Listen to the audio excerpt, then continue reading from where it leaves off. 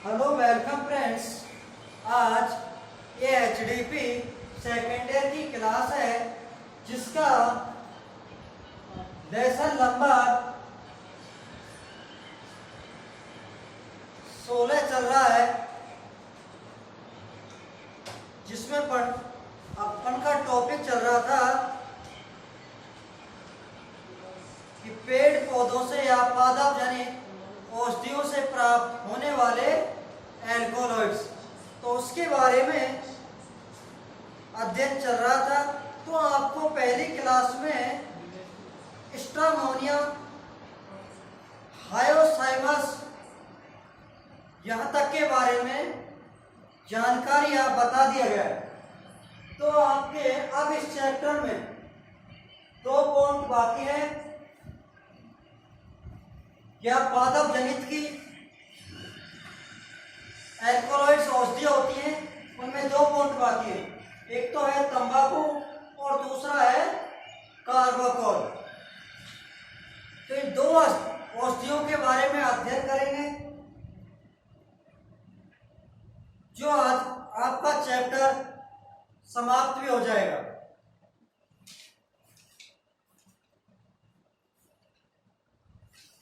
तो आज अध्ययन करेंगे तंबाकू के बारे में। तंबाकू कैसे प्राप्त किया जाता है, कि तंबाकू का एक पौधा होता है।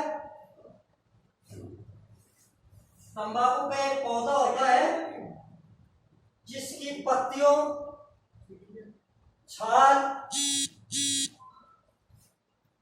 आदि को सुखा करके प्राप्त किया जाता है, और इसको पहले यानी सुखाने से पहले फर्मेंटेशन क्रिया भी की जाती है। उसके बाद फर्मेंटेशन करने के बाद उनकी पत्तियां व छाल को सुखा दिया जाता है, तो तंबाकू तैयार हो जाती है। अब आपका अगला पॉइंट है कि तंबाकू का पशु चिकित्सा क्षेत्र में क्या उपयोग है। कि तंबाकू का पशु चिकित्सा क्षेत्र में उपयोग, पॉइंट और रह गया आपका कि तंबाकू का वनस्पतिक नाम क्या है। वनस्पतिक नाम यानी वैज्ञानिक नाम, तो इसका वैज्ञानिक नाम है निकोटिना टेबेकम। क्या है इसका वनस्पतिक नाम। अब हम पढ़ेंगे कि पशु चिकित्सा क्षेत्र में तंबाकू के क्या उपयोग है। तो पशु चिकित्सा क्षेत्र में इसके उपयोग निम्न है,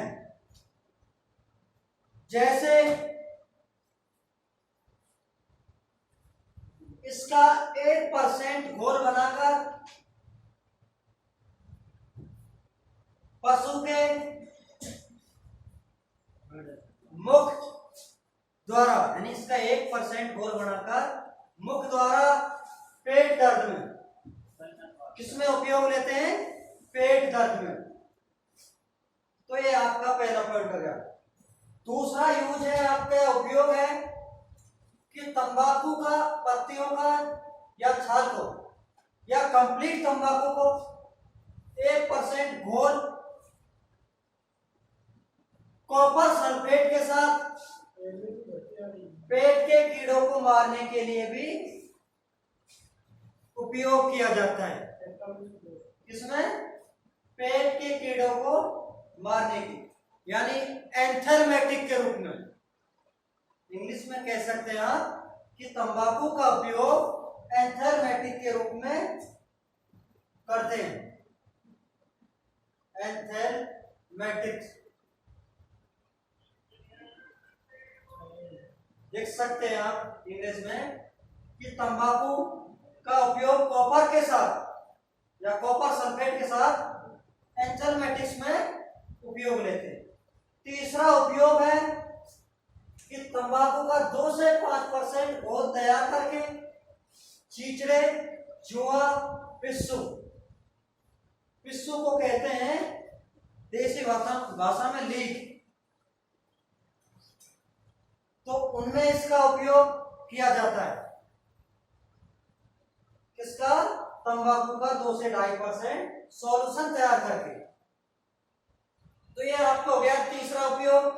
चौथा उपयोग है स्लाइगॉक्स एंड परगेटिव। स्लाइगॉक्स का क्या मतलब है? अमाशय के स्राव को बढ़ाना। स्लाइगॉक्स को क्या कहते हैं? अमाशय के स्राव को बढ़ाना। आप लिख सकते हैं स्लाइगॉक्स के नीचे या साइड में। एंड परगेटिव, परगेटिव का मतलब जानते हैं आप? दस्तावर, यानी अमाशय के स्राव को बढ़ाने में और दस्तावर के रूप में किसका उपयोग किया जाता है? तंबाकू का। तो ये आपके हो गए तंबाकू के उपयोग। दूसरा टॉपिक है आपका लास्ट, पादप जनित औषधियों का, कार्बोकॉल। कार्बोकॉल औषधि का उपयोग पशु चिकित्सा क्षेत्र में ज्यादातर इंजेक्शन के रूप में काम लिया जाता है। किसके रूप में काम लिया जाता है? इंजेक्शन के रूप में।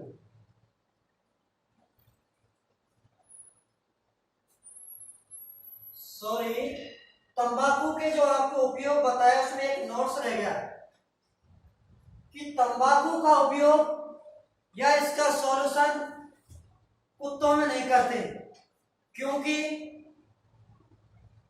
कुत्ता एक नॉन रूबिनेंस है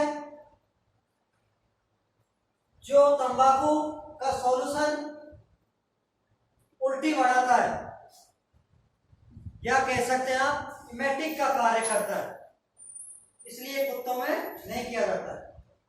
तो अब पढ़ेंगे कार्बोकॉल। तो कार्बोकॉल का उपयोग पशु चिकित्सा क्षेत्र में इंजेक्शन के रूप में करते हैं और इसका उपयोग गायों में व घोड़ों में ज्यादातर बंद पड़ जाने पर काम लेते हैं।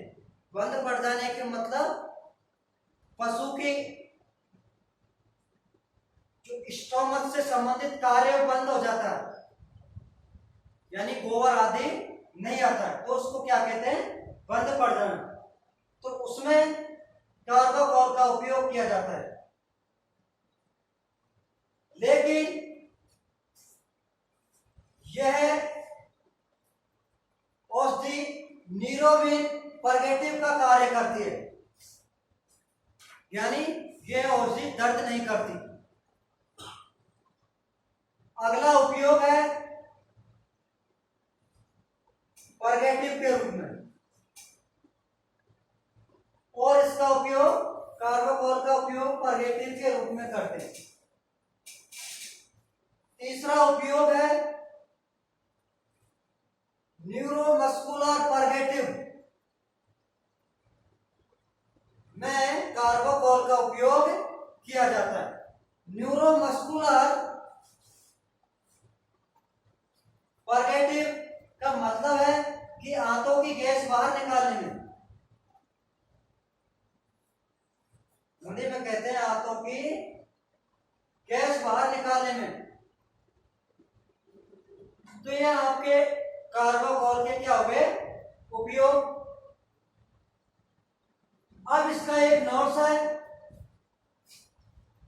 कि कार्बोकॉल औषधि का उपयोग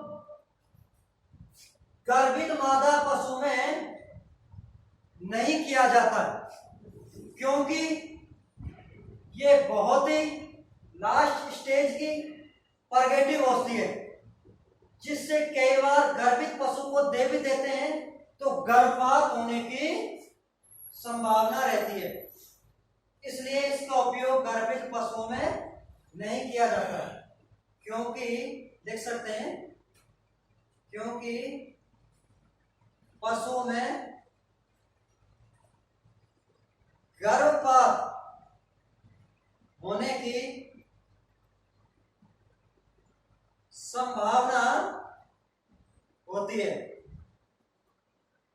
इसलिए कार्बोकॉल औषधि का उपयोग पर्गेटिव के रूप में गर्भित मादा पशु को नहीं देते। तो आपका चैप्टर ये कंप्लीट हुआ। आगे आपको कोई इसमें दिक्कत है तो कमेंट बॉक्स में लिखकर भेज सकते हैं। तो ये चैप्टर कंप्लीट है। अगला चैप्टर होगा आपका यूरिनरी सिस्टम पर कार्य करने वाली औषधियां। वो चैप्टर है आपका अगला, तो उसके बारे में अध्ययन कल करेंगे। आज के लिए इतना ही काफी।